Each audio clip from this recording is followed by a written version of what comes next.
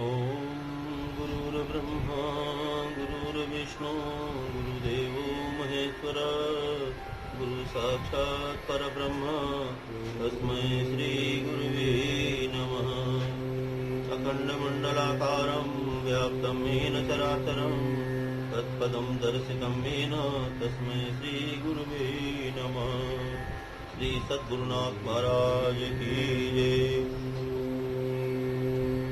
भविष्य पुराण अंतर्गत ब्रह्म पर्व में सप्तमी कल्प में भगवान सूर्य के परिवार का निरूपण एवं साख सप्तमी व्रत की कथा का वर्णन। सुमंतो मुनि ने कहा, राजन, अब मैं सप्तमी कल्प का वर्णन करता हूँ। सप्तमी तिथि को भगवान सूर्य का आविर्भाव हुआ था और वे अंड के साथ उत्पन्न हुए और अंड में रहते हुए ही उन्होंने वृद्धि प्राप्त की। बहुत दिनों तक अंड में रहने के कारण ये मार्तंड के नाम से प्रसिद्ध हुए। जब ये अंड में स्थित थे तो दक्ष प्रजापति ने अपनी रूपवती कन्या रूपा को भार्या के रूप में इन्हें अर्पित किया। दक्ष की आज्ञा से विश्वकर्मा ने इनके शरीर का संस्कार किया, जिससे ये अतिशय तेजस्वी हो गए। अंड में स्थित रहते ही इन्हें यमुना एवं यम नाम की 2 संतानें प्राप्त हुईं। भगवान सूर्य का तेज सहन न कर सकने के कारण उनकी स्त्री व्याकुल होकर सोचने लगी कि इनकी अतिशय तेज के कारण मेरी दृष्टि इनकी ओर ठहर नहीं पाती, जिससे इनके अंगों को मैं देख नहीं पा रही हूँ। मेरा सुवर्ण वर्ण कमनीय शरीर इनके तेज से दग्ध हो रहा है, जल रहा है, श्याम वर्ण का हो गया है और इनके साथ मेरा निर्वाह होना बहुत कठिन है।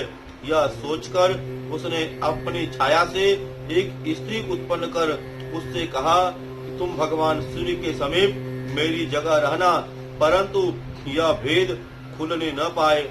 ऐसा समझाकर उसने उस छाया नाम की स्त्री को वहाँ रख दिया तथा अपनी संतान यम और यमुना को वहीं छोड़कर वह तपस्या करने के लिए उत्तर कुरु देश में चली गई। तृतीय कथा स्कंद पुराण में भी आई है। उसमें बताया गया है कि सबसे पहले वह अपने पिता के घर गई, दक्ष के घर। फिर पिता ने कहा कि पति का घर ही तुम्हारे लिए श्रेष्ठ है, इसलिए तुम्हें जाना चाहिए। फिर दक्ष ने जो है उनको समझा बुझाकर वहाँ से विदा कर दिया और उस जगह से जो है संज्ञा जो है तपस्या करने के लिए उत्तर कुरु देश में चली गई और वहाँ घोड़ी का रूप धारण कर तपस्या में रत रहते हुए इधर उधर अनेक वर्षों तक घूमती रहीं। भगवान सूर्य ने छाया को ही अपनी पत्नी समझा। कुछ समय के बाद छाया से शनैश्चर और तप्ती नाम की 2 संतानें उत्पन्न हुई। छाया अपनी संतान पर यमुना का यम से अधिक स्नेह करती थी।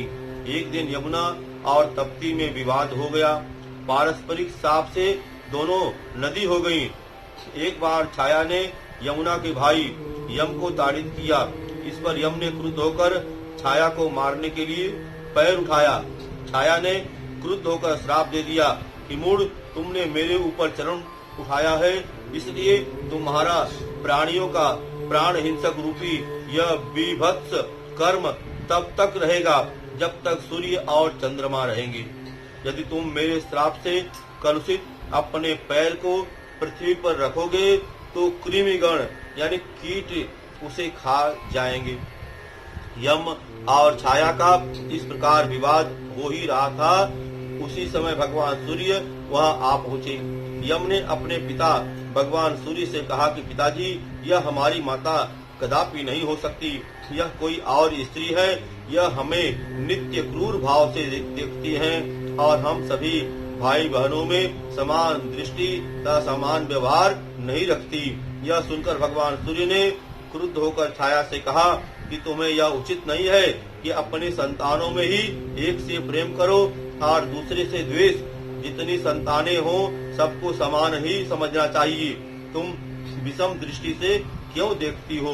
यह सुनकर छाया तो कुछ न बोली, पर यम ने पुनः कहा, पिताजी, यह दुष्टा मेरी माता नहीं है, बल्कि मेरी माता की छाया है, इसी से इसने मुझे श्राप दिया है। यह कहकर यम ने पूरा वृत्तांत उन्हें बतला दिया। इस पर भगवान सूर्य ने कहा, बेटा तुम चिंता न करो, कृमिगण मांस और रुधिर लेकर भूलोक को चले जाएंगे, इससे तुम्हारा पांव गलेगा नहीं, अच्छा हो जाएगा और ब्रह्मा जी की आज्ञा से तुम लोकपाल पद को भी प्राप्त करोगे। तुम्हारी बहन यमुना का जल गंगा जल के समान पवित्र हो जाएगा और तप्ती का जल नर्मदा जल के तुल्य पवित्र माना जाएगा। आज से यह छाया सबके देहों में अवस्थित होगी। तभी से वह छाया जो है सबके शरीर में अवस्थित हो गई। ऐसी व्यवस्था और मर्यादा स्थिर कर भगवान सूर्य दक्ष प्रजापति के पास गए और उन्हें अपने आगमन का कारण बताते हुए संपूर्ण वृत्तांत का सुनाया। इस पर दक्ष प्रजापति ने कहा कि आपके अति प्रचंड तेज से व्याकुल होकर आपकी भार्या उत्तर कुरु देश में चली गई है। अब आप विश्वकर्मा से अपना रूप प्रशस्त करवा लें। यह कहकर उन्होंने विश्वकर्मा को बुलाकर उनसे कहा कि विश्वकर्मन आप इनका सुंदर रूप प्रकाशित कर दें। तब सूर्य की सम्मति पाकर विश्वकर्मा ने अपने तक्षण कर्म से सूर्य को खरादना प्रारंभ किया और अंगों के तराशने के कारण सूर्य को अतिशय पीड़ा हो रही थी और बार बार मूर्छा आ जाती थी। इसलिए विश्वकर्मा ने सब अंग तो ठीक कर लिए, पर जब पैरों की अंगुलियों को छोड़ दिया तब सूर्य भगवान ने कहा कि विश्वकर्मन आपने तो अपना कार्य पूर्ण कर लिया, परंतु हम पीड़ा से व्याकुल हो रहे हैं, इसका कोई उपाय बताइए। तब विश्वकर्मा ने कहा कि भगवान आप रक्त चंदन और करवीर के पुष्पों का संपूर्ण शरीर में लेप करें, इससे तत्काल यह वेदना शांत हो जाएगी। भगवान सूर्य ने विश्वकर्मा के कथनानुसार अपने सारे शरीर में इनका लेप किया, जिससे उनकी सारी वेदना मिट गई। उसी दिन से रक्त चंदन और करवीर यानी इसे कनेल कहते हैं, कनेल के पुष्प भगवान सूर्य को अत्यंत प्रिय हो गए और उनकी पूजा में प्रयुक्त होने लगे। सूर्य भगवान के शरीर के खरोदने से जो तेज निकला, उस तेज से दैत्यों के विनाश करने वाले वज्र का निर्माण हुआ। भगवान सूर्य ने भी अपना उत्तम रूप प्राप्त कर प्रसन्न मन से अपनी भार्या के दर्शनों की उत्कंठा से तत्काल उत्तर पूर्व की ओर प्रस्थान किया और वहां उन्होंने देखा कि वह घोड़ी का रूप धारण कर विचरण कर रही है। भगवान सूर्य भी अश्व का रूप धारण कर उससे मिले, पर पुरुष की आशंका से उसने अपने दोनों नासापुटों से सूर्य के तेज को एक साथ बाहर फेंक दिया, जिससे अश्विनी कुमारों की उत्पत्ति हुई और यही देवताओं के वैद्य हुए और तेज के अंतिम अंत से रेवंत की उत्पत्ति हुई। तप्ती, शनि और सावर्णी ये तीन संतानें छाया से और यमुना तथा यम संज्ञा से उत्पन्न हुई और सूर्य को अपनी भार्या उत्तर पूर्व में सप्तमी तिथि के दिन प्राप्त हुई और उन्हें दिव्य रूप सप्तमी तिथि को ही मिला था। संतानें भी इसी तिथि को प्राप्त हुई। अतः सप्तमी तिथि भगवान सूर्य को अतिशय प्रिय है।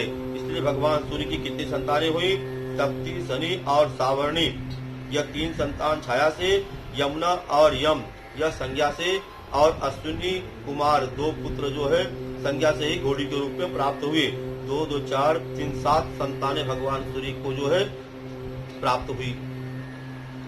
जो व्यक्ति पंचमी तिथि को एक समय भोजन करके षष्ठी को उपवास करता है तथा सप्तमी के दिन में उपवास कर भक्ष्य भोजों के साथ विविध शाक पदार्थों को भगवान सूर्य के लिए अर्पण करके ब्राह्मणों को देता है, वह रात्रि में मौन होकर भोजन करता है, वह अनेक प्रकार के सुखों का भोग करता है तथा सर्वत्र विजय प्राप्त करता है एवं अंत में उत्तम विमान पर चढ़कर सूर्यलोक में कई मनवंतरों तक निवास कर पृथ्वी पर पुत्र पौत्रों से समन्वित चक्रवर्ती राजा होता है तथा दीर्घ काल पर्यंत निष्कंटक राज्य करता है। राजा कुरु ने इस सप्तमी व्रत का बहुत काल तक अनुष्ठान किया और केवल शाक का ही भोजन किया। इसी से उन्होंने कुरुक्षेत्र नामक पुण्य क्षेत्र प्राप्त किया और इसका नाम रखा धर्म क्षेत्र। सप्तमी, नवमी, षष्ठी, तृतीया और पंचमी ये तिथियां बहुत उत्तम हैं। यह वही कुरुक्षेत्र धर्म क्षेत्र है जहाँ पर महाभारत का युद्ध हुआ। और ये तिथियां बहुत उत्तम हैं और स्त्री पुरुषों को मनोवांछित फल प्रदान करने वाली हैं। माघ की सप्तमी, अश्विन की नवमी, भाद्रपद की षष्ठी, वैशाख की तृतीया और भाद्रपद मास की पंचमी, ये तिथियां इन महीनों में विशेष प्रशस्त मानी गई हैं। कार्तिक शुक्ला सप्तमी से इस व्रत को ग्रहण करना चाहिए। उत्तम शाक को सिद्ध कर ब्राह्मणों को देना चाहिए और रात्रि में स्वयं भी शाक ही ग्रहण करना चाहिए। इस प्रकार 4 मास तक व्रत करके व्रत का पहला पारण करना चाहिए। उस दिन पंचगव्य से सूर्य भगवान को स्नान कराना चाहिए और स्वयं भी पंचगव्य प्राशन करना चाहिए। अनंतर केसर का चंदन, अगस्त के पुष्प, अपराजित नामक धूप और पायस का नैवेद्य सूर्य नारायण को समर्पित करना चाहिए। ब्राह्मण को भी पायस यानी खीर का भोजन कराना चाहिए। दूध का दूसरे पारण में कुशा के जल से भगवान सूर्य नारायण को स्नान कराकर स्वयं गोमय का प्राशन करना चाहिए और श्वेत चंदन, सुगंधित पुष्प, अगरू का धूप तथा गुड़ के नैवेद्य में अर्पण करना चाहिए, जिसे मालपुआ कहते हैं। और वर्ष के समाप्त होने पर तीसरा पारण करना चाहिए और गौर सरसप का उपटन लगाकर भगवान सूर्य को स्नान कराना चाहिए। इससे संपूर्ण पाप नष्ट हो जाते हैं। फिर रक्त चंदन, करवीर के पुष्प, गुग्गुल का धूप और अनेक भक्ष्य भोज सहित दही भात नैवेद्य में अर्पण करना चाहिए तथा यही ब्राह्मणों को भी भोजन कराना चाहिए। भगवान सूर्य नारायण के सम्मुख ब्राह्मण से पुराण श्रवण करना चाहिए अथवा स्वयं वाचना चाहिए। अंत में ब्राह्मण को भोजन कराकर पौराणिक को वस्त्र, आभूषण, दक्षिणा आदि देकर प्रसन्न करना चाहिए। पौराणिक के संतुष्ट होने पर भगवान सूर्य नारायण प्रसन्न हो जाते हैं। रक्त चंदन, करवीर के पुष्प, गुग्गल का धूप, मोदक, पायस का नैवेद्य, घृत, ताम्रपात्र, पुराण ग्रंथ और पौराणिक, ये सब भगवान सूर्य को अत्यंत प्रिय है। राजन, यह शाक सप्तमी व्रत भगवान सूर्य को अति प्रिय है। इस व्रत को करने वाला पुरुष भाग्यशाली होता है। बोलिए श्री कृष्ण भगवान की जय। श्री सूर्य नारायण भगवान की जय। भानुभास्कर दिनकर दिवाकर सूर्य नारायण भगवान की जय। ओम घृण सूर्य आदित्यो मः, यह भगवान सूर्य के अथर्व शीर्ष में यह मंत्र है। ओम घृण सूर्य आदित्यो मः, यह भी बहुत ही उपयुक्त मंत्र है और इसका स्मरण करना चाहिए और इसी मंत्र से भगवान को अर्घ्य देना चाहिए। ओम भास्कराय नमः, ओम दिवाकराय नमः, ओम दिनकराय नमः, ओम भानवे नमः। भगवान के सूर्य के नामों से उनका जो है पूजन करना चाहिए और भगवान सूर्य के लिए प्रतिदिन अर्घ्य निवेदन करना चाहिए। बोले श्री कृष्ण भगवान की जय। धर्म की जय हो, अधर्म का नाश हो, प्राणियों में सद्भावना हो, विश्व का कल्याण हो। ओम काल हर कष्ट हर दुख हर हर महादेव की जय।